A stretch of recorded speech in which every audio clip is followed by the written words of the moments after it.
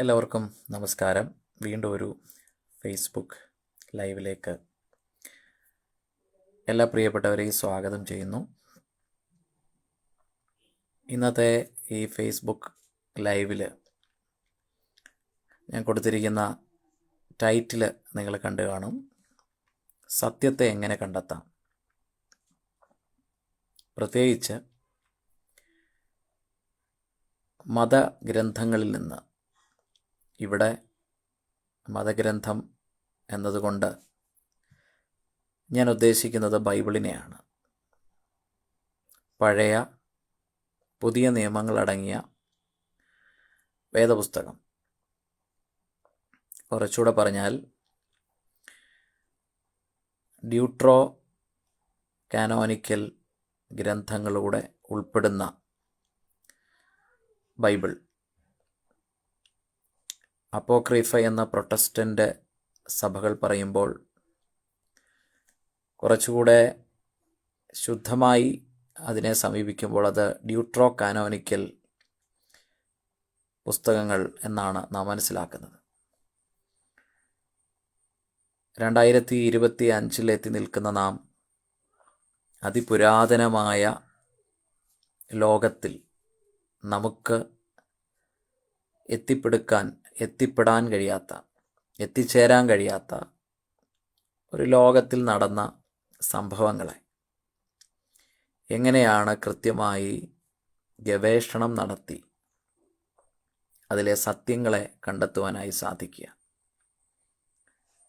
നമുക്കറിയാം, വളരെ കോംപ്ലക്സായ ഒരു മേഖലയാണ് നാം ഇവിടെ കൈകാര്യം ചെയ്യേണ്ടത് എന്നുള്ളത് മനസ്സിലാക്കി തീർച്ചയായും ആ ഒരു മുൻവിധിയോടെ തന്നെയാണ് ബൈബിളിനെ, ഞാൻ ഈ പറഞ്ഞ ഡ്യൂട്രോ കാനോനിക്കൽ പുസ്തകങ്ങൾ ഉൾപ്പെടുന്ന ബൈബിളിനെ,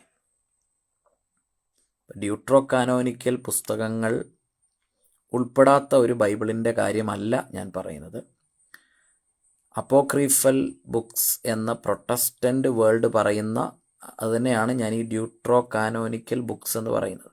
അപ്പോൾ ഈ ഡ്യൂട്രോ കാനോനിക്കൽ ബുക്സ് അടങ്ങുന്ന ബൈബിൾ, ആ ബൈബിളിനെ ഒരു ഗവേഷക വിദ്യാർത്ഥി എന്ന നിലയിൽ ടേബിളിലേക്ക് വയ്ക്കുമ്പോൾ എങ്ങനെയാണ് ഇത്രയധികം കോംപ്ലക്സായ, വൈവിധ്യങ്ങളുള്ള, സംശയങ്ങളുള്ള, വിവിധങ്ങളായ പഠിപ്പിക്കലുകളും ഉപദേശങ്ങളുമൊക്കെയുള്ള ഈ ലോകത്തിൽ സത്യത്തെ തിരിച്ചറിയുന്നത്. സത്യത്തിൻ്റെ മുഖം എപ്പോഴും വിരൂപമായിരിക്കും. അല്ലെങ്കിൽ അതിൻ്റെ അർത്ഥം അത് സ്വീകരിക്കുന്ന ആളുകൾക്ക് ഒരു പക്ഷേ സന്തോഷത്തോടെ ആ സത്യത്തെ സ്വീകരിക്കുവാനായി കഴിയുകയില്ല. കാരണം നാം പിന്തുടർന്നു വന്ന, അല്ലെങ്കിൽ നാം ചിന്തിച്ച് വന്നിരുന്ന, നാം മനസ്സിലാക്കിയിരുന്ന സത്യം അത് സത്യമാണോ എന്ന ഒരു പരിശോധനയാണ് നാം നടത്തുന്നത്. അപ്പം നാം സത്യമെന്ന് ചിന്തിച്ചതായ കാര്യങ്ങൾ അത് സത്യം തന്നെയാണോ എന്നത് ഒരു പരിശോധനയിലൂടെ, ഗവേഷണത്തിലൂടെ മനസ്സിലാക്കാനുള്ള ഒരു ശ്രമമാണ്. അത് വേദനാജനകമായൊരു കാര്യം കൂടിയാണ്. കാര്യം, ഇത്രയും നാളും സത്യമെന്ന് ഞാൻ ചിന്തിച്ചു വന്നിരുന്ന കാര്യങ്ങൾ സത്യമല്ല, അത് മിഥ്യയാണ്, കള്ളമാണ് എന്ന് തിരിച്ചറിയുമ്പോൾ ഒന്നുകിൽ ആ കണ്ടെത്തൽ അവിടെ വെച്ച് അവസാനിപ്പിക്കുകയോ ആ തിരിച്ചറിവിനെ മറ്റുള്ളവരോട് പറഞ്ഞു കൊടുക്കുകയോ പറഞ്ഞു കൊടുക്കാതിരിക്കുകയോ അത് നമ്മുടെ ഉള്ളിൽ തന്നെ വെച്ചുകൊണ്ട് നടക്കുകയോ മരണം വരെ നാം അറിഞ്ഞ സത്യം പറയാതിരിക്കുകയോ ചെയ്യാം. അല്ലെങ്കിൽ കുറച്ച് അടുത്ത സുഹൃത്തുക്കളോടത് പങ്കുവെക്കാം. എല്ലാവരോടും അത് പങ്കുവെക്കുക എന്ന് പറയുന്നത് അപകടകരമായ കാര്യമാണ്. അതുകൊണ്ട് സത്യത്തെ സംബന്ധിച്ച് നാം മനസ്സിലാക്കേണ്ട പ്രധാനപ്പെട്ട 1-2 കാര്യങ്ങൾ. സത്യം എപ്പോഴും യൂണിവേഴ്സലായിരിക്കും, അത് കോൺസ്റ്റൻ്റ് ആയിരിക്കും, അതൊരിക്കലും മാറിപ്പോവുകയില്ല. അതുകൊണ്ടാണ് യേശു അത് കൃത്യമായി പറയുന്നു, ഞാൻ തന്നെ വഴിയും സത്യവും ജീവനുമാണ്. അങ്ങനെ എല്ലാവർക്കും പറയാനായി സാധിക്കില്ല, എല്ലാവരും പറഞ്ഞിട്ടുമില്ല. ഇവിടെ നമ്മൾ ബൈബിളിനെ അല്ലെങ്കിൽ ഏതൊരു പുസ്തകത്തെയും ഏതൊരു ഗ്രന്ഥത്തെയും ഈ ലോകത്തിലുള്ള ഏതൊരു കണ്ടെത്തലുകളെയും ഏതൊരു ഡോക്യുമെൻറ്റിനെയും അത് ഏത് തരത്തിലുള്ള ഒരു കൃതിയായിരുന്നാലും വാർത്തയായിരുന്നാലും നമ്മൾ അനുദിന ജീവിതത്തിൽ വാർത്താ മാധ്യമങ്ങളിലൂടെ സോഷ്യൽ മീഡിയയിലൂടെ ഒക്കെ കേൾക്കുന്ന വാർത്തകളാണെങ്കിലും അതിൻ്റെ പിറകിൽ സത്യമുണ്ടോ? നമുക്കറിയാം, പോസ്റ്റ് ട്രൂത്ത് എന്ന് പറയുന്ന ഒരു പദം ഇന്ന് വ്യാപകമായി ഉപയോഗിക്കപ്പെടുന്നു. ഓക്സ്ഫോർഡ് ഡിക്ഷണറിയിൽ ഉൾപ്പെടെ ആഡ് ചെയ്തിരിക്കുന്ന ഒരു പദം, ഒരു വാക്കാണ്. എന്താണ് പോസ്റ്റ് ട്രൂത്ത്? ഈ പോസ്റ്റ് ട്രൂത്ത് എന്ന് പറഞ്ഞാൽ കള്ളമാണ് പറയുന്നത്, എന്നാൽ അത് സത്യമാണെന്ന് വരുത്തി തീർക്കാനുള്ളതായ ശ്രമം. സത്യമല്ല പറയുന്നത്, കള്ളമാണ്. പക്ഷെ ആ കള്ളം നിരന്തരം പറയുന്നതിലൂടെ, വ്യാജ വാർത്തകൾ, വ്യാജം നിരന്തരം പറയുന്നതിലൂടെ അത് സത്യമായി മാറ്റപ്പെടുന്നു. സത്യമല്ല, പക്ഷെ സത്യമായി അവതരിപ്പിച്ചുകൊണ്ട്, സത്യമാണെന്ന് വരുത്തി തീർത്തുകൊണ്ട്, ഷുഗർ കോട്ടഡ് എന്ന് നമ്മൾ പറയുന്ന പോലെ. അപ്പോൾ വേദപുസ്തക സത്യങ്ങൾ മനസ്സിലാക്കാൻ ഒരുപാട് ആളുകൾ ഇപ്പോൾ ശ്രമം നടത്തിക്കൊണ്ടിരിക്കുന്നു. പക്ഷെ അവരെ തടയുന്ന ഒരുപാട് ഘടകങ്ങളുണ്ട്. അത് സമൂഹം, ഉൾപ്പെട്ട് നിൽക്കുന്ന സഭ, കുടുംബം എന്ന് പറയുമ്പോൾ മാതാപിതാക്കൾ, ഭാര്യ, ഭർത്താവ്, കുഞ്ഞുങ്ങൾ, സമൂഹത്തിൻ്റെ സ്വാധീനം, അങ്ങനെ വിവിധങ്ങളായ പ്രതിസന്ധികളാണ്, പ്രശ്നങ്ങളാണ് സത്യത്തെ അന്വേഷിച്ചിറങ്ങുന്നവർ അഭിമുഖീകരിക്കുന്നത്. അവരുടെ ജോലിയാകാം, പൊസിഷനാകാം, അങ്ങനെ ഒരുപാട് കാര്യങ്ങൾ. അത് ഒരു സൈഡിൽ നിൽക്കുമ്പോൾ തന്നെ എങ്ങനെയാണ് സത്യത്തെ തിരിച്ചറിയാൻ സാധിക്കുക? അക്കാഡമിക്കായി ഒരു ഗവേഷണ വിദ്യാർത്ഥി എന്ന രീതിയിൽ ഒരു കാര്യത്തെക്കുറിച്ച് പഠിക്കാൻ ആരംഭിച്ചാൽ അത് എവിടെ നിന്നാണ് ആരംഭിക്കേണ്ടത്? ഒരു ചെറിയ ഇൻട്രൊഡക്ഷൻ ഞാൻ പറയട്ടെ. ടു ഫൈൻഡ് ദ ട്രൂത്ത്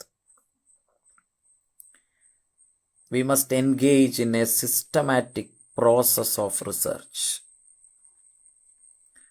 ഒരു സത്യത്തെ തിരിച്ചറിയുവാൻ, അത് കള്ളം ആണോ എന്നൊരു സംശയം നിങ്ങളുടെ ഉള്ളിൽ ഉദിക്കുമ്പോൾ തന്നെ, ഒരു സംശയം, ഒരു ഡൗട്ട്, ഇത് സത്യമാണോ? നിങ്ങൾക്കൊരു സംശയമുണ്ട്, ഇത് കള്ളമാണോ? ചിലപ്പോൾ അത് കള്ളമല്ലായിരിക്കും, അത് സത്യം തന്നെയായിരിക്കും. പക്ഷെ നിങ്ങളുടെ ഉള്ളിലുള്ള ഒരു കോൺഫ്ലിക്റ്റ്, ഒരു സത്യത്തെ തിരിച്ചറിയാൻ, ഒരു പഠനം നടത്താൻ, V must engage in a systematic process of research. Research എന്ന് പറയുന്നത് ഒരു സിസ്റ്റമാറ്റിക് പ്രോസസ്സാണ്. അതിനൊരു മെത്തഡോളജി ഉണ്ട്. ആ മെത്തഡോളജി ഉപയോഗിച്ചുകൊണ്ട്, ഏത് മെത്തഡോളജിയാണോ നിങ്ങൾ ഉപയോഗിക്കുന്നത് ഗവേഷണത്തിന്, നിങ്ങൾക്ക് പ്രിസ്ക്രൈബ് ചെയ്തിരിക്കുന്ന, അല്ലെങ്കിൽ ഒരു യൂണിവേഴ്സിറ്റി പ്രിസ്ക്രൈബ് ചെയ്തിരിക്കുന്ന, ഒരു കോളേജ് പ്രിസ്ക്രൈബ് ചെയ്തിരിക്കുന്ന, അല്ലെങ്കിൽ നിങ്ങൾ തന്നെ സ്വന്തമായി രൂപപ്പെടുത്തിയ സിസ്റ്റമാറ്റിക് പ്രോസസ് ഓഫ് ഉണ്ടായിരിക്കും. So to find the truth, സത്യം കണ്ടെത്താൻ, we must engage in a systematic process of research. Systematic process എന്ന് പറയുമ്പോൾ ഒരു സയൻറ്റിഫിക്കായ ഒരു പ്രോസസ്സാണ്. അതിൻ്റെ അകത്തൊരു ശാസ്ത്രീയതയുണ്ട്. അത് സിസ്റ്റമാറ്റിക് ആയിരിക്കും, അതിനൊരു മെത്തഡോളജി ഉണ്ടായിരിക്കും. അതിന് നിങ്ങൾ ആ സത്യം കണ്ടെത്താനുള്ള ഗവേഷണത്തിൽ നിങ്ങൾ സ്വീകരിക്കുന്ന മാനങ്ങൾ, അതിനൊരു രീതിശാസ്ത്രം, അത് മെത്തഡോളജി, അതിനുപയോഗിക്കുന്ന രീതികൾ, ടൂൾസ്, അതെല്ലാം തന്നെ ശാസ്ത്രീയമായി ലോകം അംഗീകരിക്കപ്പെട്ടിരിക്കുന്ന ടൂൾസ് ആയിരിക്കണം. അല്ലാതെ ദൈവം പറഞ്ഞു, ദൈവം എന്നോട് സംസാരിച്ചു, പരിശുദ്ധാത്മാവ് എന്നോട് പറഞ്ഞു, ഞാൻ പ്രാർത്ഥിച്ചുകൊണ്ടിരുന്നപ്പോൾ എനിക്ക് വെളിപ്പെട്ട് കിട്ടി, അതൊക്കെ നിങ്ങളുടെ വ്യക്തിപരമായ അനുഭവങ്ങൾ, അനുമാനങ്ങൾ, സങ്കല്പങ്ങൾ, ചിന്തകൾ മാത്രമാണ്. അതിനൊരു യൂണിവേഴ്സാലിറ്റി ഇല്ല. അക്കാഡമിക് റിസർച്ചിനെ കുറിച്ചാണ് പറയുന്നത്. അതുകൊണ്ട് തന്നെ കമൻ്റ് ചെയ്യുന്നവർ അക്കാഡമിക് റിസർച്ച് എന്താണ് എന്ന് മനസ്സിലാക്കിയിട്ട് വേണം. അതാണ് ഇവിടെ പറഞ്ഞുകൊണ്ടിരിക്കുന്നത്. To find the truth, we must engage in a systematic process of research, critically evaluating information. നിങ്ങൾക്ക് ലഭിക്കുന്ന ഇൻഫർമേഷനെ, നിങ്ങൾക്ക് ലഭിക്കാൻ പോകുന്ന ഇൻഫർമേഷനെ, നിങ്ങൾ കണ്ടെത്താൻ പോകുന്ന കണ്ടെത്തലുകളെ ക്രിട്ടിക്കലായി ഇവാലുവേറ്റ് ചെയ്യണം. അപ്പോൾ ക്രിട്ടിക്കൽ തിങ്കിങ് എന്ന് പറയുന്ന വിമർശനാത്മക പഠനം അത് നടത്തേണ്ടതുണ്ട്. Critically evaluating information by considering different view points. നിങ്ങളുടെ മുൻപിലുള്ള വിവിധങ്ങളായ വ്യൂ പോയിൻറ്റ്സിനെ, പെർസ്പെക്റ്റീവ്സിനെ, വ്യൂസിനെ നിങ്ങൾ ക്രിട്ടിക്കലായി ഇവാലുവേറ്റ് ചെയ്യണം. അപ്പോൾ ക്രിട്ടിക്കൽ ടൂൾസ് ആവശ്യമാണ്. നിങ്ങൾ ഏത് മെത്തഡോളജിയാണോ, രീതിശാസ്ത്രമാണോ പിന്തുടരുന്നത്, ആ മെത്തഡോളജിയിലുള്ള യൂണിവേഴ്സലി അക്സെപ്റ്റഡ് ആയിട്ടുള്ള ക്രിട്ടിക്കൽ ടൂൾസ് ഉപയോഗിച്ചുകൊണ്ട് നിങ്ങളുടെ മുൻപിലുള്ള വിവിധങ്ങളായ വ്യൂ പോയിൻറ്റ്സിനെ നിങ്ങൾ ഇവാലുവേറ്റ് ചെയ്യണം. ബൈബിളിൻ്റെ കാര്യത്തിലാണ് ഇപ്പോൾ നമ്മൾ കോൺസെൻട്രേറ്റ് ചെയ്യുന്നത്. ഇത് പൊതുവായ കാര്യമാണ്. ജനറലായി ലോകത്തിൽ ഏത് വിഷയം സംബന്ധിച്ചും, അത് ഫിസിക്സ് ആകാം, കെമിസ്ട്രി ആകാം, മാത്സ് ആകാം, ബയോളജി ആകാം, റിലീജിയൻ ആകാം, തിയോളജി ആകാം, എക്കണോമിക്സ് ആകാം, ഹിസ്റ്ററി ആകാം, സോഷ്യോളജി ആകാം, പൊളിറ്റിക്കൽ സയൻസ് ആകാം, വൈദ്യശാസ്ത്രം ആകാം, മെഡിക്കൽ സയൻസ് ആകാം, എന്ത് വിഷയം, സൂര്യന് കീഴിലുള്ള അല്ലെങ്കിൽ ഇനിയും ഗാലക്സിയെക്കുറിച്ചുള്ള ആസ്ട്രോണമി ആകാം, എന്ത് വിഷയം സംബന്ധിച്ച് ഇത് ജനറലായിട്ടുള്ള ഒരു ചർച്ചയാണ്, അല്ലെങ്കിൽ ഒരു ചിന്തയാണ് ഞാൻ ഇന്ന് ഇവിടെ പ്രസൻറ്റ് ചെയ്യുന്നത്. എന്നാൽ അത് മെയിൻലി ഫോക്കസ് ചെയ്യുന്നത് ദൈവശാസ്ത്രം, ബൈബിൾ, ദൈവത്തെ സംബന്ധിച്ചും പഴയ പുതിയ നിയമങ്ങളെ സംബന്ധിച്ചും, പ്രത്യേകിച്ച് ഞാൻ ആദ്യം പറഞ്ഞ പോലെ 66 പുസ്തകങ്ങൾ മാത്രമല്ല, ഡ്യൂട്രോ കാനോനിക്കൽ പുസ്തകങ്ങൾ ഉൾപ്പെടെയുള്ള ബൈബിളിനെയാണ് ഞാനിവിടെ നിങ്ങളുടെ മുൻപിലേക്ക് ഗവേഷണത്തിനായി അല്ലെങ്കിൽ ഈ ഒരു ചിന്തയ്ക്കായിട്ട് വെക്കുന്നത്. Evaluating information by considering different വ്യൂ പോയിൻറ്റ്സ്. സ്ക്രൂട്ടണൈസിങ്, അതിനെ സ്ക്രൂട്ടണൈസ് ചെയ്യുക. നിങ്ങൾക്കറിയാം, സ്ക്രൂട്ടണൈസ് ചെയ്യുക എന്ന് പറഞ്ഞാൽ വളരെ സസൂക്ഷ്മം, മറ്റാരും നോക്കാത്തതുപോലെ, മറ്റാരും ചിന്തിക്കാത്തതുപോലെ, മറ്റാരും കടന്ന് ചെല്ലാത്ത ചിന്താധാരകളിലേക്ക്, ഗവേഷണത്തിലേക്ക്, ചോദ്യങ്ങളിലേക്ക് നിങ്ങൾ കടന്നു പോകണം. സ്ക്രൂട്ടണൈസിങ് ദ എവിഡൻസ് ആൻഡ് സോഴ്സസ്. നിങ്ങൾക്ക് ലഭിക്കുന്ന തെളിവുകൾ, ആ വിഷയം സംബന്ധിച്ച് ആ തെളിവുകൾ വന്ന സോഴ്സുകൾ എവിടെ നിന്നാണ്. ബൈബിളിനെ സംബന്ധിച്ചാണ് നമ്മൾ ഇവിടെ മെയിൻലി ഫോക്കസ് ചെയ്യുന്നതെന്ന് ഞാൻ പറഞ്ഞു. ഇതൊരു ജനറലായിട്ടുള്ള കാര്യമാണെങ്കിലും ഇവിടെ കൂടുതൽ ഫോക്കസ്ഡ് ഏരിയ എന്ന് പറയുന്നത് തിയോളജി, ബൈബിളാണ്. And applying critical thinking. അവിടെ നിങ്ങൾ ക്രിട്ടിക്കൽ തിങ്കിങ്ങിനെ അപ്ലൈ ചെയ്യണം. ഇവിടെയാണ് പലർക്കും പരാജയം സംഭവിക്കുക. നിങ്ങൾ ഉൾപ്പെട്ട് നിൽക്കുന്ന സമൂഹം, സഭ, നിങ്ങളുടെ മാതാപിതാക്കളിൽ നിന്ന് നിങ്ങൾക്ക് ലഭിച്ച ദൈവാനുഭവങ്ങളെക്കുറിച്ചുള്ള പഠനങ്ങൾ, തിയോളജി, വിശ്വാസം, നിങ്ങൾ പഠിച്ച സൺഡേ സ്കൂള്, അധ്യാപകർ, അങ്ങനെ പോകുന്ന കാര്യങ്ങൾ. നിങ്ങളുടെ കുടുംബം എന്ന് പറയുമ്പോൾ നിങ്ങൾ ചിന്തിക്കേണ്ട കാര്യം നിങ്ങളുടെ ഭാര്യ, ഭർത്താവ്, കുഞ്ഞുങ്ങൾ, ഇവരുടെയൊക്കെ സ്വാധീനമുണ്ട്. നിങ്ങൾ റിസർച്ച് നടത്തുമ്പോൾ നിങ്ങളുടെ കുടുംബത്തിൽ നിന്ന് നിങ്ങൾക്ക് എതിർപ്പുകൾ നേരിടേണ്ടി വന്നേക്കാം, ഒരു സംശയവും വേണ്ട. നിങ്ങളുടെ സഭയിൽ നിന്ന് നിങ്ങൾക്ക് എതിർപ്പുകൾ, നിങ്ങളുടെ പ്രസംഗങ്ങളിൽ ഒരുപക്ഷെ അവർ കാണിക്കുന്ന അതൃപ്തി, അങ്ങനെ പോകുന്ന കാര്യങ്ങൾ. നിങ്ങളുടെ സുഹൃത്തുക്കൾ ഒരുപക്ഷെ നിങ്ങളെ ആ റിസർച്ചിൽ നിന്ന് പിന്തിരിപ്പിച്ചേക്കാം. കാരണം ഈ റിസർച്ചിൽ നിങ്ങൾ ചില കണ്ടെത്തലുകളിലേക്ക് പോവുകയാണ്. ഇത്രയും നാൾ നിങ്ങൾ വിശ്വസിച്ച കാര്യങ്ങൾ കള്ളമാണ്. നിങ്ങൾ സൺഡേ സ്കൂളിൽ നിന്ന് പഠിച്ചത്, സഭയിൽ നിന്ന് പഠിച്ചത്, മാതാപിതാക്കളിൽ നിന്ന് പഠിച്ചത്, അധ്യാപകരിൽ നിന്ന് പഠിച്ച കാര്യങ്ങൾ തെറ്റാണ്. നിങ്ങളെ പഠിപ്പിച്ച ഗുരുനാഥന്മാർ നിങ്ങളെ പഠിപ്പിച്ചത് പച്ചക്കള്ളമാണ്, തെറ്റാണ്. നിങ്ങളുടെ സൺഡേ സ്കൂൾ അധ്യാപകർ പഠിപ്പിച്ചത് ശുദ്ധ മണ്ടത്തരമാണ് എന്ന് നിങ്ങൾ തിരിച്ചറിയുമ്പോൾ അവിടെ കോൺഫ്ലിക്ട്സ് ആരംഭിക്കും. യേശു പറഞ്ഞൊരു ഭാഗം ഞാൻ ഈ സമയത്ത് നിങ്ങളെ ഓർമ്മിപ്പിക്കുന്നു.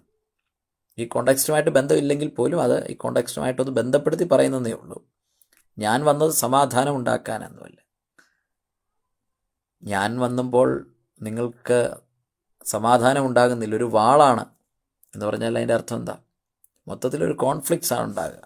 അത് ഈ കോണ്ടെക്സ്റ്റുമായിട്ട് ബന്ധമില്ലെങ്കിൽ പോലും ഞാനതൊന്നും എടുത്തതേ ഉള്ളൂ. അതുകൊണ്ടാണ് ഞാൻ ഈ കോണ്ടെക്സ്റ്റുമായിട്ട് ബന്ധമില്ല, അല്ലെങ്കിൽ ഞാൻ ഈ പറയുന്ന കാര്യങ്ങളുമായിട്ട് ബന്ധമില്ല എന്ന് നേരത്തെ തന്നെ പറഞ്ഞത്. കാരണം വേദപുസ്തകത്തിലെ വാക്യങ്ങളെക്കുറിച്ചൊക്കെ അല്ലെങ്കിൽ ആ ഭാഗങ്ങളെക്കുറിച്ച് ശരിയായ സത്യം കണ്ടെത്താനുള്ള ഒരു മാർഗമാണ് നമ്മളിവിടെ സംസാരിക്കുന്നത്. ക്രിട്ടിക്കൽ തിങ്കിങ് അപ്ലൈ ചെയ്യുക. Applying critical thinking to identify potential biases. അതിൻ്റെ അകത്ത് ബയാസ് ഉണ്ടാകും. നിങ്ങൾ കൺഫ്യൂസ്ഡ് ആകും ഈ റിസർച്ച് നടക്കുമ്പോൾ. ഏതാണ് ശരി തെറ്റ് എന്നുള്ള ഒരു വലിയ പോരാട്ടം നിങ്ങളുടെ മനസ്സിലുണ്ടാകും. അപ്പം ശരി തെറ്റുകൾ തിരിച്ചറിയാൻ പറ്റാത്ത ഒരു കണ്ടീഷനിൽ നിങ്ങൾ ഗവേഷണത്തിൽ എത്തി നിൽക്കും.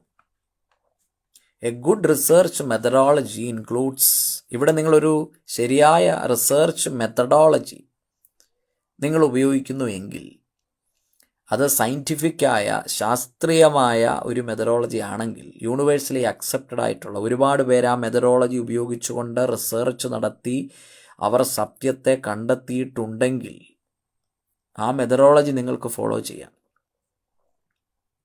A good research methodology includes observation വളരെ പ്രധാനപ്പെട്ട, കീൻലി ഒബ്സർവിങ്. ഇത് പരിചയമുള്ളവർക്ക് ഞാൻ ഈ പറയുന്ന കാര്യങ്ങൾ കൃത്യമായി മനസ്സിലാവും. സ്വതന്ത്രമായി ഗവേഷണം നടത്തുന്നവരുണ്ട്, യൂണിവേഴ്സിറ്റികളിൽ ഗവേഷണം നടത്തുന്നവരുണ്ട്. അങ്ങനെയുള്ളവർക്ക് ഇത് മനസ്സിലാവും. A good research methodology includes observing and defining A problem. ഒരു പ്രോബ്ലത്തെ നിങ്ങൾ ഡിഫൈൻ ചെയ്യണം. ഒരു പ്രോബ്ലം ഉണ്ടായിരിക്കണം, എങ്കിൽ മാത്രമേ നിങ്ങൾക്ക് ആ പ്രോബ്ലം സോൾവ് ചെയ്യാൻ പറ്റൂ. സോൾവ് ചെയ്യുമ്പോഴാണ് നിങ്ങൾ ആ യഥാർത്ഥമായ അൾട്ടിമേറ്റ് ആബ്സല്യൂട്ട് ട്രൂത്ത് മനസ്സിലാകുന്നത്. ഈ ആവേശത്തിൽ പ്രസംഗിക്കുന്ന ആളുകൾക്കൊന്നും ഞാൻ ഈ പറയുന്ന കാര്യങ്ങൾ ബാധകമല്ല. അവരുടെ ഇമോഷൻസാണ് അവരെ കൊണ്ട് പല കാര്യങ്ങളും പറയിപ്പിക്കുന്നത്. അവരുടെ പ്രസംഗം, അവരുടെ പഠിപ്പിക്കലുകൾ, ഇതൊക്കെ അവർ വികാരങ്ങളാൽ നയിക്കപ്പെടുന്നവരാണ്. വൈകാരികമായി പ്രതികരിക്കുന്നവർ, വികാരങ്ങളാൽ നയിക്കപ്പെടുന്നവർ, അവർക്കൊരിക്കലും തന്നെ റിയാലിറ്റി മനസ്സിലാക്കാനായിട്ട് സാധിക്കില്ല. ആ പ്രോബ്ലത്തെ നിങ്ങൾ കൃത്യമായി ഡിഫൈൻ ചെയ്യേണ്ടതുണ്ട്. ആ പ്രോബ്ലം എന്താണ് എന്ന് നിങ്ങൾ കൃത്യമായി മനസ്സിലാക്കേണ്ടതുണ്ട്. ഇപ്പോൾ ബൈബിളിലെ ഒരു ഭാഗം എടുത്തു, ആ ഭാഗത്തെ സത്യം നിങ്ങൾക്കറിയണം. അത് നിങ്ങൾക്കൊരു സംശയമുണ്ടായി, നിങ്ങൾ യഥാർത്ഥത്തിൽ അറിഞ്ഞത് മാത്രമാണോ ആ സ്പെസിഫിക് ആയിട്ടുള്ള ബൈബിൾ പാസേജിലെ പ്രശ്നം?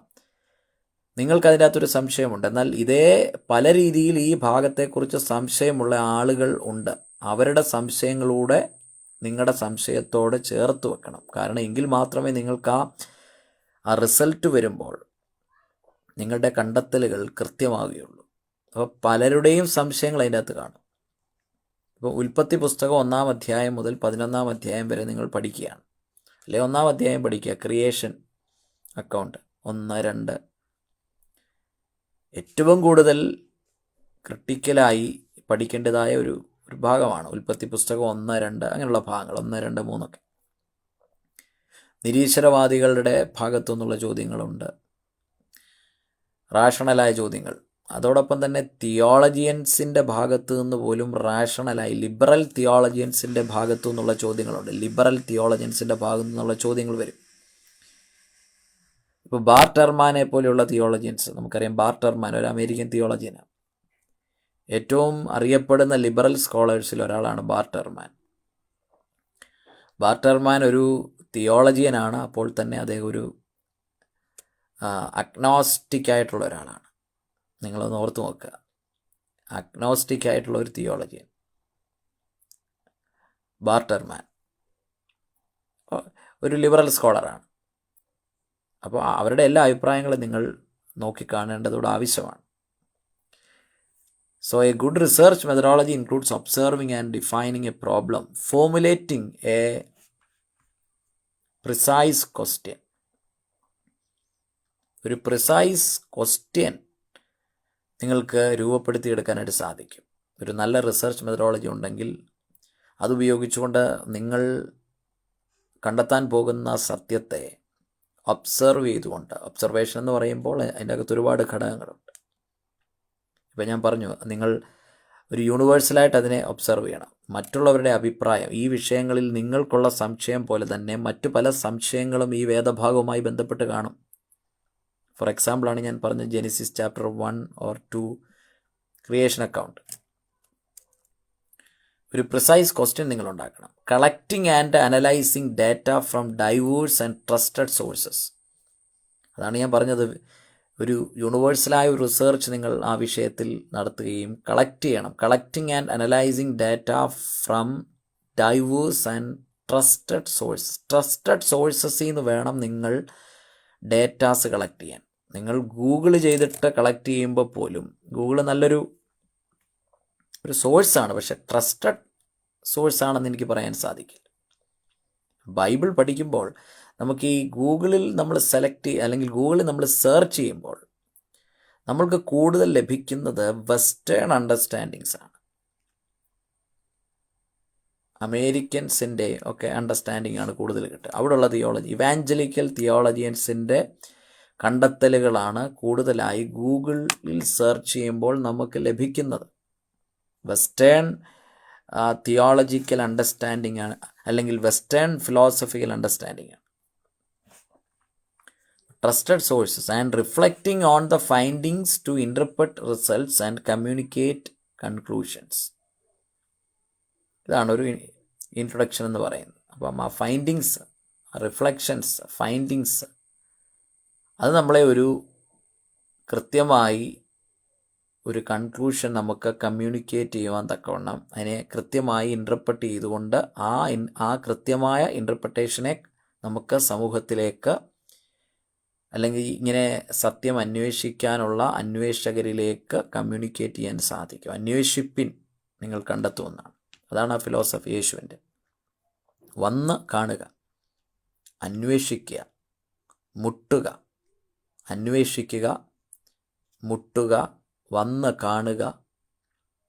ഇതൊക്കെയാണ് യേശു നമ്മളെ പഠിപ്പിച്ച, ഏറ്റവും നല്ല ഗുരുവായ യേശു നമ്മളെ പഠിപ്പിച്ച കാര്യങ്ങൾ. അന്വേഷിക്കുക, കണ്ടെത്തുക, മുട്ടുക, വന്ന് കാണുക. ഇനി അടുത്ത ഭാഗത്തിലേക്ക് പോകുമ്പോൾ define the problem and ask A clear question. ഒന്നാമത്തെ ഭാഗമാണ്. നമ്മുടെ പ്രോബ്ലത്തെ നമ്മൾ ഡിഫൈൻ ചെയ്യണം.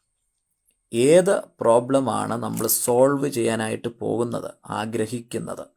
ഏത് ബൈബിൾ പാസേജാണ് നമ്മൾ പ്രോബ്ലമായിട്ട് എടുത്തിരിക്കുന്നത്?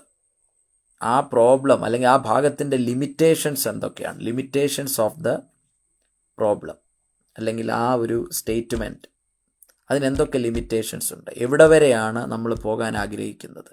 ഏത് പോയിൻ്റ് വരെ, ഏത് ബോർഡർ വരെയാണ് ആ പെർട്ടിക്കുലർ പ്രോബ്ലത്തെ നമ്മൾ കൊണ്ടുപോകാൻ ആഗ്രഹിക്കുന്നത്?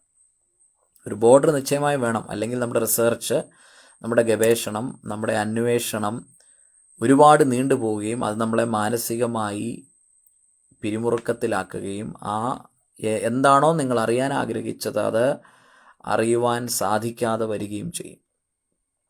അതുകൊണ്ടാണ് define the problem and ask A clear question. അതിൽ പറയാൻ ആഗ്രഹിക്കുന്നത് 2 കാര്യങ്ങളാണ്. Start with a precise question.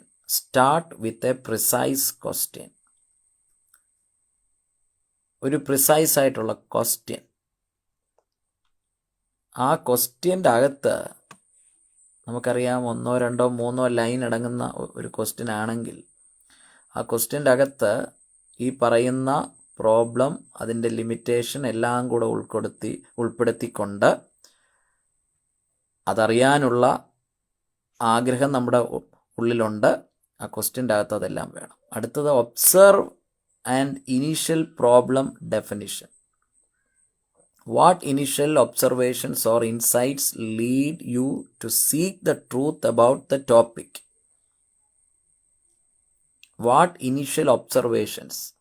എന്തൊക്കെയാണ് ഈ പ്രോബ്ലവുമായി ബന്ധപ്പെട്ട ഒബ്സർവേഷൻസ് അല്ലെങ്കിൽ അതിനെക്കുറിച്ചുള്ള ഇൻസൈറ്റ്സ് നിങ്ങളുടെ ഉള്ളിൽ ഉള്ളത് എന്ന് നമ്മൾ ഡിഫൈൻ ചെയ്യും. ഒന്നാമത് പറഞ്ഞത് define the problem and ask A clear question. ഇനി അടുത്തത് രണ്ടാമത്തെ മെയിനായിട്ടുള്ള കാര്യം, ഗ്യാദർ ആൻഡ് അനലൈസ് ഇൻഫർമേഷൻ. അതിനെ ഒന്ന് ശേഖരിച്ച് വെക്കണം, ഒന്ന് ഗ്യാദർ ചെയ്യണം, ഒന്ന് അടുപ്പിച്ച് വെക്കണം. Gather and analyse information. നമുക്ക് ലഭിക്കുന്ന ഇൻഫർമേഷനെ ഒന്ന് ചേർത്ത് വയ്ക്കുകയും അതിനെ ഒന്ന് അനലൈസ് ചെയ്യുകയും ചെയ്യുക. എന്താണത്? Look for information from a wide range of sources including those that offer contrasting opinions to avoid bias. അപ്പോൾ ബയാസിനെ, വലിയ കൺഫ്യൂഷൻ ഉണ്ടാകാനുള്ള സാധ്യതയുണ്ട്. അപ്പോൾ ആ കൺഫ്യൂഷനെ അവോയ്ഡ് ചെയ്യാനായിട്ട് വൈഡ് റേഞ്ച് ഓഫ് സോഴ്സിൽ നിന്നാണ് നമ്മൾ ഇൻഫർമേഷൻ എടുക്കുന്നത്. Seek diverse view points. പലതരത്തിലുള്ള വ്യൂ പോയിൻറ്റ്സിനെ നമ്മൾ എടുത്തു വയ്ക്കുന്നു. അത് ഒരുപാടായി പോകാതെ, ഇപ്പം ഉൽപ്പത്തി പുസ്തകം പഠിക്കണം, അപ്പോൾ ജെനസിസിൽ നിന്ന് 1, 2, 3 ആ ക്രിയേഷൻ അക്കൗണ്ട് പഠിക്കണം. ഒരുപാട് സംശയങ്ങളുണ്ട്. ഒരുപാട് സോഴ്സായി പോകാതെ കുറച്ച് ഒരു 4-5 സോഴ്സ്, വിവിധങ്ങളായ വ്യൂസ്, പെർസ്പെക്റ്റീവ് നമ്മൾ എടുത്തു വെക്കുക. അതാണ് സീക്ക് ഡൈവേഴ്സ് വ്യൂ പോയിൻറ്റ്സ്. ഇനി അടുത്തത് സ്ക്രൂട്ടണൈസ് ദ സോഴ്സ്. സ്ക്രൂട്ടണൈസിങ് എന്ന് പറഞ്ഞാൽ evaluate the credibility of the source. അത് വളരെ ഇമ്പോർട്ടൻ്റ് ആണ്. അതുകൊണ്ടാണ് ഞാൻ പറഞ്ഞത്, ഗൂഗിളിൽ നിന്ന് ലഭിക്കുന്ന ഇൻഫർമേഷൻസ് അതിനെ നമ്മൾ സ്ക്രൂട്ടണൈസ് ചെയ്യണം. അതിൻ്റെ ക്രെഡിബിലിറ്റി, ആ സോഴ്സിൻ്റെ ക്രെഡിബിലിറ്റി നമ്മൾ നോക്കണം. Considering who is making the claim and their qualifications to do so. അവരുടെ ക്വാളിഫിക്കേഷൻസ്, ഈ മേഖലയിലുള്ള അവരുടെ അറിവ്, അവരുടെ ലിമിറ്റേഷൻസ് എന്തൊക്കെയാണ്, അവരുടെ ക്വാളിഫിക്കേഷൻ, അവരുടെ എഡ്യൂക്കേഷണൽ ക്വാളിഫിക്കേഷൻസ് എന്തൊക്കെയാണ്, അവരുടെ ലിമിറ്റേഷൻസ് എന്തൊക്കെയാണ്, അവരുടെ ക്ലെയിംസിന്, അവർ പറയുന്ന ക്ലെയിംസിന് ഉതകുന്നതായിട്ടുള്ള ക്വാളിഫിക്കേഷൻസ് അവർക്കുണ്ടോ, ഈ കാര്യങ്ങൾ, ആ ക്രെഡിബിലിറ്റി ഓഫ് ദ സോഴ്സ് വളരെ പ്രധാനപ്പെട്ടതാണ്. അതുകൊണ്ടാണ് ഈ ഗൂഗിൾ റിസർച്ച് ചെയ്യുന്നവർ ഒരുപാട് പ്രതിസന്ധികളിൽ പെട്ടുപോകും. ഇപ്പം ഗൂഗിളിൽ റിസർച്ച് ചെയ്യുന്ന അവർക്കറിയില്ല എവിടൊക്കെയാണ് നല്ല നല്ല ലൈബ്രറികൾ, നിങ്ങൾക്ക് ഇൻ്റർനാഷണൽ ലെവലിലുള്ള നല്ല നല്ല ലൈബ്രറികൾ, നല്ല നല്ല ഓതേഴ്സ്. അത് നമ്മൾ അതിനൊരു ക്രൈറ്റീരിയ വെക്കണം. എവിടെയാണ് അവർ പഠിച്ചിരിക്കുന്നത്, ഏത് യൂണിവേഴ്സിറ്റിയാണ്, ഏത് തിയോളജിക്കൽ ഇൻസ്റ്റിറ്റ്യൂഷൻസാണ്, അല്ലെങ്കിൽ ഏത് കോളേജിൽ നിന്നാണ് അവർ പഠനം നടത്തിയിരിക്കുന്നത്. അവരിങ്ങനെ അവകാശപ്പെടും, ഇങ്ങനെ ഈ ക്ലെയിംസ് നടത്തുമ്പോൾ അവർക്കത് നടത്താനുള്ള യോഗ്യതകൾ എന്തൊക്കെയാണ്, ഏത് സോഴ്സിൽ നിന്നൊക്കെയാണ് ഇൻഫർമേഷൻസ് കളക്ട് ചെയ്യുന്നത്. അതാണ് സ്ക്രൂട്ടണൈസിങ് ദ സോഴ്സ്. ഇനി അടുത്തത് examine the evidence. Look at the underlying evidence and the provenance of the data supporting the claim. അവർ ഈ ഡേറ്റ എവിടെ നിന്നാണ് കളക്ട് ചെയ്യുന്നത്, അത് സപ്പോർട്ട് ചെയ്യുന്നതാണോ, അതിനെ നമ്മൾ കൃത്യമായി എക്സാമിൻ ചെയ്യണം. അടുത്തത് identify biases and conflicts of interest. Be aware that the funding of research or an individuals personal interest can influence the information present. ഇതിനകത്ത് ഒരു പ്രധാനപ്പെട്ട പ്രശ്നം എന്ന് പറഞ്ഞാൽ, ഇത് പേഴ്സണൽ ഇൻട്രസ്റ്റ്, എന്തെങ്കിലും ഒരു കാര്യത്തിൽ ഒരു പേഴ്സണൽ ഇൻട്രസ്റ്റ് ഉണ്ട്, അവർക്ക് ആ പേഴ്സണൽ ഇൻട്രസ്റ്റ് മൂലം, അവർ പറയുന്ന കാര്യങ്ങൾ മൂലം അവർക്ക് എന്തെങ്കിലും മറ്റ് ബെനിഫിറ്റ്സ്, ചിലപ്പോൾ ഫിനാൻഷ്യൽ ബെനിഫിറ്റ്സ് കാണാം, ചിലപ്പോൾ റീച്ച് കൂടുതൽ കിട്ടാൻ വേണ്ടിയാകാം സോഷ്യൽ മീഡിയയിൽ, അല്ലെങ്കിൽ എന്തെങ്കിലും പൈസ അവർക്ക് ഇങ്ങനെ പറയുന്നത് വഴി എന്തെങ്കിലും പൈസ കിട്ടും, അല്ലെങ്കിൽ എന്തെങ്കിലും പൊസിഷൻ കിട്ടും. അല്ലെങ്കിൽ റീച്ച് കൂടുതൽ കിട്ടും, അല്ലെങ്കിൽ അവരുടെ ബുക്കുകൾ വിറ്റഴിയും കൂടുതൽ. അങ്ങനെയൊക്കെ നമ്മൾ നോക്കേണ്ടതുണ്ട്. Identify biases and conflicts of interest, personal interest എന്തെങ്കിലും ഉണ്ടോ. അപ്പം അങ്ങനെയുള്ള സോഴ്സിൽ നിന്ന് എടുക്കുമ്പോൾ നമുക്ക് നമ്മുടെ ഗവേഷണത്തിൽ തെറ്റ് പറ്റും. അടുത്തതാണ് use critical thinking. Apply critical thinking to all information, both supporting and non supporting evidence and even to your own thinking.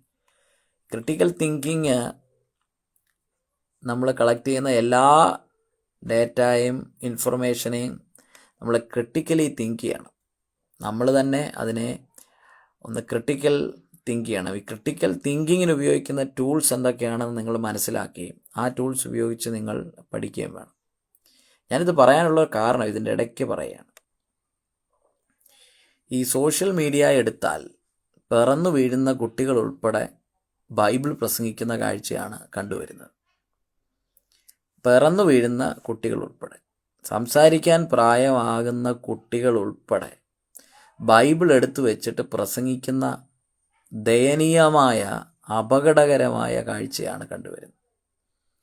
യാതൊരു ട്രെയിനിങ്ങും ഇല്ലാത്തവർ, ട്രെയിനിങ് ഉണ്ടെന്ന് അവകാശപ്പെടുന്നവരും ഞാൻ ഈ പറഞ്ഞ കാര്യങ്ങൾ വെച്ച് നോക്കുമ്പോൾ അവർക്ക് ലഭിച്ചിരിക്കുന്നതായിട്ടുള്ള ട്രെയിനിങ്, അവർക്ക് ലഭിച്ചിരിക്കുന്ന സോഴ്സസ്, അവർക്ക് ലഭിച്ചിരിക്കുന്ന ട്രെയിനിങ്, വിദ്യാഭ്യാസമൊക്കെ യാതൊരു വാലിഡിറ്റിയും ഇല്ലാത്തതാണ്.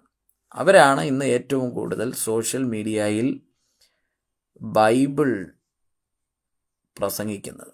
അവർക്കാണ് കൂടുതൽ കമൻസ് ഉള്ളത്, അവർക്കാണ് കൂടുതൽ ഷെയർ ഉള്ളത്, അവർക്കാണ് കൂടുതൽ പ്രേക്ഷകരുള്ളത്, അവർക്കാണ് കൂടുതൽ ഓഡിയൻസും അവരെ കേൾക്കുവാനുള്ള മീറ്റിങ്ങുകളും ഒക്കെ അവർക്കാണ് ലഭിക്കുന്നത്. അത് ഈ ന്യൂനപക്ഷം, ചെറിയ ആട്ടിൻകൂട്ടം, ന്യൂനപക്ഷം ആണ് ഇതിനെ ശരിയായ രീതിയിൽ തിങ്ക് ചെയ്യുന്നത്. നിങ്ങൾ മനസ്സിലാക്കേണ്ട കാര്യം, എന്നാൽ ഭൂരിപക്ഷം എന്ന് പറയുന്നത് ഈ തരത്തിൽ മണ്ടത്തരങ്ങൾ മാത്രം വിളമ്പുന്നവരാണ് എന്നുള്ള ഒരു ദയനീയമായ സ്ഥിതിയാണ്.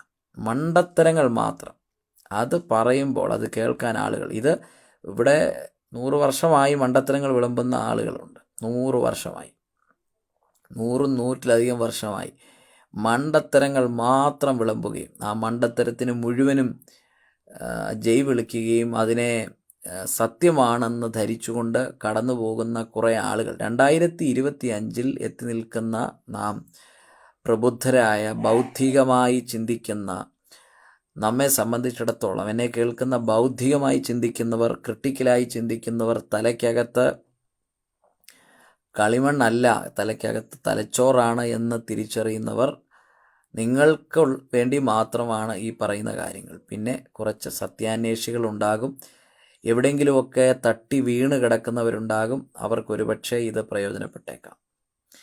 അപ്പോൾ നമ്മൾ 2 കാര്യങ്ങൾ പ്രധാനമായിട്ടും ചർച്ച ചെയ്തു. Define the problem and ask A clear question. അതിൻ്റെ അടിയിൽ കുറേ കാര്യങ്ങൾ പറഞ്ഞു. Then the second one is gather and analyse information. And the third thing is evaluate the information. നിങ്ങൾക്ക് ലഭിക്കുന്ന ആ ഇൻഫർമേഷനെ ഇവാലുവേറ്റ് ചെയ്യണം. അതാണ് മൂന്നാമത്തെ പ്രധാനപ്പെട്ട കാര്യം. അതിൻ്റെ അടിയിൽ വരുന്ന ചില കാര്യങ്ങളുണ്ട്, അതിൻ്റെ അടിയിൽ നിങ്ങൾ മനസ്സിലാക്കേണ്ട കാര്യമുണ്ട്. ഇവാലുവേറ്റ് ദ ഇൻഫർമേഷൻ എങ്ങനെയൊക്കെയാണ്, എന്തൊക്കെയാണത്? Look for congruence and consistency. അത് ഈ കൺസിസ്റ്റൻസി വളരെ ഇമ്പോർട്ടൻ്റ് ആണ്. A truthful theory or explanation should fit the facts. Fit the facts and be consistent with other known information. നമുക്ക് ലഭിക്കുന്നതായ ഇൻഫർമേഷൻ അതിനൊരു യൂണിവേഴ്സൽ അക്സെപ്റ്റൻസും ഒരു കൺസിസ്റ്റൻസി ഉണ്ടായിരിക്കണം. അത് മറ്റ് റിലേറ്റ് ചെയ്യുന്ന സത്യങ്ങളുമായി അതിനൊരു ബന്ധമുണ്ടായിരിക്കണം, അത് റിലേറ്റഡ് ആയിരിക്കണം. നമ്മൾ പറയാറുണ്ടല്ലോ, ട്രൂത്ത് ഈസ് റിലേറ്റീവ്. ട്രൂത്ത് എപ്പോഴും റിലേറ്റീവാണ്, റിലേറ്റീവിസം എന്നൊക്കെ പറയും. ഇപ്പോൾ ബൈബിളാണ് നമ്മൾ എടുക്കുന്നതെങ്കിൽ ബൈബിളിൻ്റെ അകത്ത് തന്നെ ഒരു പക്ഷേ അതുമായി ബന്ധപ്പെട്ട റിലേറ്റഡായ ഭാഗങ്ങൾ ഉണ്ടായേക്കാം, ഉണ്ടാകാതെയും ഇരിക്കാം. കാരണം ഈ ബൈബിൾ 66 പുസ്തകങ്ങളോ അല്ലെങ്കിൽ ഡ്യൂട്രോ കാനോനിക്കൽ പുസ്തകങ്ങൾ ഉൾപ്പെടെയുള്ള പുസ്തകങ്ങളും മാത്രം വെച്ച് നമുക്ക് പല കാര്യങ്ങളെയും തെളിയിക്കാൻ ബുദ്ധിമുട്ടുണ്ടാകും. ഇപ്പോൾ ചിലപ്പോൾ ഹിസ്റ്റോറിക്കലായിട്ടുള്ള ചില എവിഡൻസുകൾ എക്സ്റ്റേണലായിട്ടുള്ള സോഴ്സിൽ നിന്ന് നമുക്ക് എടുക്കേണ്ടി വരും. ഇപ്പോൾ ജോസിഫസ്, ടാറ്റിക്കസ് മുതലായ ചരിത്രകാരന്മാർ, യൂസിബസിനെ പോലെയുള്ള ചരിത്രകാരന്മാർ, സഭാചരിത്രകാരനായി യൂസിബസിൻ്റെ പുസ്തകം എടുക്കേണ്ടി വരും. അല്ലാതെ സെക്യുലറായിട്ടുള്ള ചരിത്രകാരനായ ജോസിഫസ്, ടാറ്റിക്കസ്, അല്ലെങ്കിൽ ഫിലോസഫേഴ്സ്, അരിസ്റ്റോട്ടിലോ പ്ലേറ്റോയോ അവരുടെയൊക്കെ എടുക്കേണ്ടി വരുമെന്ന് പറയുമ്പോൾ എടുക്കേണ്ടി വരില്ല എന്ന് പറയുന്ന ആളുകൾ ആണ് കൺസർവേറ്റീവായിട്ടുള്ള ആളുകൾ. അത് ഈ ഭൂരിഭാഗം പേരും കൺസർവേറ്റീവ്സാണ്. ഈ ക്രിസ്തീയ ഗോളത്തിലുള്ള ഒരു 95% ആളുകളും കൺസർവേറ്റീവ്സാണ്, ഇവാഞ്ചലിക്കൽസാണ്. അതാണൊരു വലിയ പ്രശ്നം. അപ്പോൾ അവരെ സംബന്ധിച്ചിടത്തോളം ഇപ്പോൾ യൂസിബസ് അല്ലെങ്കിൽ ജോസിഫസ്, ഞാനീ പറഞ്ഞ അരിസ്റ്റോട്ടിലോ പ്ലേറ്റോയോ ഒന്നും അവർക്കൊരു വിഷയമല്ല. അവരെ സംബന്ധിച്ചിടത്തോളം ഈ ബൈബിള് തന്നെ ഒരു പുതിയ തേങ്ങയാണ്. പക്ഷേ അവരെ സംബന്ധിച്ചിടത്തോളം ബൈബിള് 100% ദൈവശാസ്ത്രീയമാണ്. ഈ 100% ദൈവശാസ്ത്രീയമാണ് എന്ന് വിശ്വസിക്കുന്നവരെ സംബന്ധിച്ചിടത്തോളം ഞാൻ ഈ പറയുന്ന കാര്യങ്ങളൊന്നും അവർക്ക് ബാധകമല്ല. അവരത് ബാധകമാക്കേണ്ട കാര്യവുമില്ല. അവർക്ക് അവരുടേതായ വഴിയിൽ സഞ്ചരിക്കാം. പക്ഷേ സത്യാന്വേഷികളെ സംബന്ധിച്ചിടത്തോളം, ട്രൂത്ത് സീക്കേഴ്സിനെ സംബന്ധിച്ചിടത്തോളം അവരിന്നും പഠിച്ചുകൊണ്ടിരിക്കും. അവർ കാലഘട്ടത്തിനനുസരിച്ച് അക്കാഡമികമായി ചിന്തിക്കുന്നവരായിരിക്കും. അവരൊരിക്കലും നേഴ്സറി ക്ലാസ്സിലിരിക്കാൻ ആഗ്രഹിക്കുന്നവരല്ല. അപ്പോൾ ഈ നേഴ്സറി ക്ലാസ്സിലിരിക്കാൻ ആഗ്രഹിക്കുന്നവർ അവിടെ തന്നെ ഇരുന്നോട്ടെ. അവരെ സംബന്ധിച്ചിടത്തോളം അവർ നേഴ്സറി തന്നെ ആയിരിക്കും. അവർക്ക് ഡിഗ്രി കാണും, BA കാണും, BSc കാണും, ഡോക്ടർ ആയാലും MBBS കാണും, MD കാണും, BTech കാണും, MTech കാണും, MCom കാണും, MSc കാണും, അവർ ചിലപ്പോൾ പോസ്റ്റ് ഡോക്ടറേറ്റും കാണും. പക്ഷേ ബൈബിൾ സംബന്ധിച്ചോ വേദശാസ്ത്രപരമായിട്ടോ അവർ ശിശുക്കളായിരിക്കും. അംഗൻവാടിയിൽ, നമ്മുടെ നാട്ടിലെ കേരളത്തിൻ്റെ ഭാഷയിൽ പറഞ്ഞാൽ അങ്കണവാടികളിൽ ആയിരിക്കും അവർ പഠിക്കുന്നത്, നേഴ്സറിയിലായിരിക്കും അവർ പഠിക്കുന്നത്. കൂടിപ്പോയാൽ അവർ 4ാം ക്ലാസ് വരെ പോകും, അവിടെ അവർ തോറ്റു പോകും, സംശയമൊന്നും വേണ്ട. അപ്പോൾ തന്നെ അവർക്ക് ഈ പറയുന്ന പ്രൊഫഷണൽ ക്വാളിഫിക്കേഷൻസ് എല്ലാം കാണും. ചിലപ്പോൾ തിയോളജിക്കൽ ഡിഗ്രി കാണും, MTH കാണും, ഡോക്ടറേറ്റ് ഇൻ തിയോളജി കാണും, സഭാചരിത്രത്തിൽ ഡോക്ടറേറ്റ് കാണും, പുതിയ നിയമത്തിലും പഴയ നിയമത്തിലും ഡോക്ടറേറ്റ് കാണും. പക്ഷേ അവർ എപ്പോഴും ഈ പറയുന്ന പോലുള്ള നേഴ്സറിക്കാരായിരിക്കും. അപ്പോൾ നിങ്ങൾ കമൻ്റ് ഇടാൻ സാധ്യതയുണ്ട്, താങ്കൾ ഏത് വിഭാഗത്തിൽപ്പെടും. എന്തായാലും നേഴ്സറിയിലല്ല ഇരിക്കുന്നത്, അവിടെ ഇരിക്കാനൊട്ട് ആഗ്രഹവുമില്ല. ഇരിക്കാൻ ആഗ്രഹിക്കുന്നവർക്ക് അവിടെ തന്നെ ഇരുന്ന് പഠിക്കാം. തോറ്റ് പഠിക്കുന്നവരാണ് മിക്കവാറും പേര്. അങ്ങനെ തോറ്റിരിക്കുന്നവരുടെ കൂടെ ഇരിക്കാൻ നമുക്ക് താല്പര്യമില്ലാത്തതുകൊണ്ടാണ്, നമുക്ക് ജയിക്കണമെന്ന് താല്പര്യമുള്ളത് കൊണ്ടാണ് നമ്മൾ കഷ്ടപ്പെട്ട് പഠിക്കുന്നതും കണ്ടെത്തലുകൾ നടത്താൻ ആഗ്രഹിക്കുന്നതും അന്വേഷണത്തിൻ്റെ പുറകെ പോകുന്നത്. Evaluate the information. അങ്ങനെയുള്ളവർ ഇവാലുവേറ്റ് ചെയ്യും. അവരെ കൺസിസ്റ്റൻസി അവർക്ക് വളരെ പ്രാധാന്യമുള്ളതായിരിക്കും. അടുത്തത്, consider control groups and sample sizes for empirical claims, especially those involving humans. Check if proper controls were used and if the sample size was sufficient to be reliable. നമുക്കറിയാം, ഈ research നടക്കുമ്പോൾ sample സൈസൊക്കെ ഉണ്ട്. അപ്പം ഇവർ ഇന്ന sample size ആയിരിക്കും, ഒരു size ഉണ്ടായിരിക്കും ഇപ്പോൾ ഒരു ഡേറ്റ കളക്ട് ചെയ്യുന്നതിനൊക്കെ. അപ്പം അതൊക്കെ കറക്റ്റായിട്ട് നോക്കി മുന്നോട്ട് പോകുന്നവരായിരിക്കും. അവർ അക്കാഡമിക്കായിട്ട് തന്നെ പോകുന്നവരായിരിക്കും. അപ്പോൾ നമ്മൾ പൊതുവായിട്ട് ചർച്ച ചെയ്യുന്നതുകൊണ്ടാണ് ഈ സാമ്പിൾ സൈസിൻ്റെയൊക്കെ കാര്യം പറഞ്ഞു. 4ാമതായിട്ട് പ്രധാനപ്പെട്ട് വരുന്നത് reflect and conclude. Reflect on findings, communicate the findings, overcome confirmation bias. അവരെ സംബന്ധിച്ചിടത്തോളം അവസാനം ഒരു റിഫ്ലക്ഷനിലേക്കും കൺക്ലൂഷനിലേക്കും ഒക്കെ അവർ എത്തിച്ചേരും. After collecting and analysing the data, reflect on the results and their implications. Communicate the findings. Share your findings clearly, presenting your conclusion and the reasoning behind them. അവരെപ്പോഴും അവർക്ക് ലഭിക്കുന്ന conclusions അവർ share ചെയ്യും. അങ്ങനെ ഷെയർ ചെയ്യുന്ന കൺക്ലൂഷൻസിൻ്റെ അതിൻ്റെ പുറകിലുള്ള reasoning എന്താണ്, എന്തുകൊണ്ടാണ് ഈ കൺക്ലൂഷനിലേക്ക് എത്തിച്ചേർന്നതെന്ന് അവർ പറഞ്ഞുകൊണ്ടേയിരിക്കും. അവർ ആ ഒരു ബയാസിൽ നിന്ന് അവർ ഓവർകം ചെയ്യും. ഈ കണ്ടെത്തലുകൾ നടത്തുന്നവർ, അന്വേഷിച്ച കാര്യങ്ങളെ കണ്ടെത്തി അത് നടത്തുന്നവരെ, അവർക്കുള്ള ആ ഒരു കൺഫ്യൂഷനെ അവർ ഓവർകം ചെയ്യും.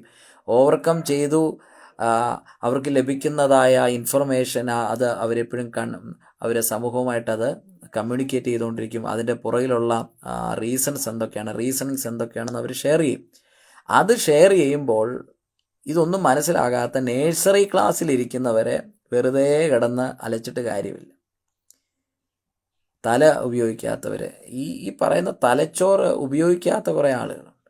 തലച്ചോറ് ഉപയോഗിക്കുന്ന ആളുകളെ ക്രിറ്റിസിസം ചെയ്തിട്ട് കാര്യമില്ല. നേഴ്സറിയിൽ ഇരിക്കാൻ ആഗ്രഹിക്കുന്നവർ അവിടെ തന്നെ ഇരുന്നോളൂ. നിങ്ങൾ എന്നും നേഴ്സറിയിലായിരിക്കും. നിങ്ങൾക്ക് പഠിക്കാൻ താല്പര്യമില്ല. ഇപ്പോൾ ഈ ഞാൻ പറഞ്ഞ അക്കാഡമിക് റിസർച്ച് ചെയ്യാൻ താല്പര്യമില്ല. നിങ്ങൾക്ക് എങ്ങനെയാണ് PhD കിട്ടുക? നിങ്ങൾക്ക് എങ്ങനെയാണ് കണ്ടെത്തലുകളിലേക്ക് പോകാൻ പറ്റുക?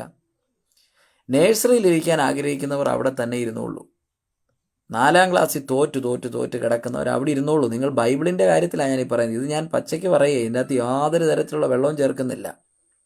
പലരും ഇരിക്കുന്നത് 1ാം ക്ലാസ്സിലും 2ാം ക്ലാസ്സിലും. ബൈബിളിൻ്റെ കാര്യത്തിൽ പലരും നേഴ്സറിയിലാണ് ഇരിക്കുന്നത്, 1ാം ക്ലാസ്സിലാണ് ഇരിക്കുന്നത്. നിങ്ങൾ തോറ്റ് തൊപ്പിയിട്ടിരിക്കുകയാണ്. ഈ ബൈബിളിലെ ഒരു വേദഭാഗത്തെ പോലും നിങ്ങൾക്കെടുത്ത് വ്യാഖ്യാനിക്കാൻ സാധിക്കില്ല. കാരണം നിങ്ങൾ തോറ്റ് കിടക്കുകയാണ്.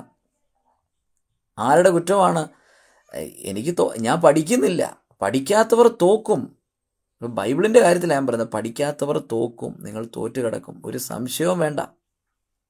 ബൈബിളിൻ്റെ കാര്യത്തിലാണ്. വേറെ ഞാൻ ജീവിതത്തിൻ്റെ കാര്യത്തിലോ നമ്മുടെ ജീവിതവുമായി ബന്ധപ്പെട്ടല്ല പറയുന്നത്.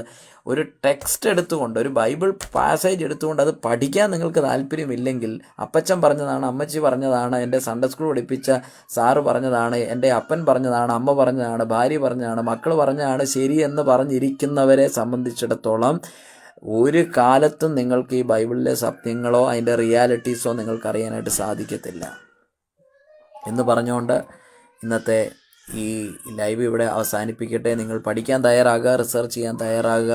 അതിനായിട്ട് ദൈവത്തിൻ്റെ പരിശുദ്ധാത്മാവ് നിങ്ങളെ സഹായിക്കട്ടെ.